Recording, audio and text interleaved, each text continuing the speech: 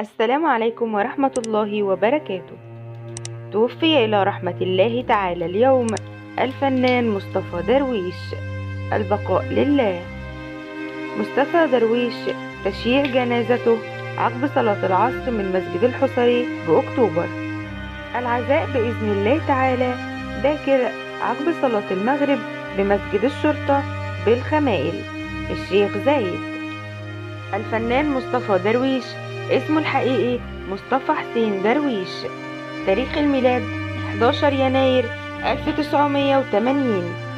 تاريخ الوفاة اليوم 1 مايو 2023.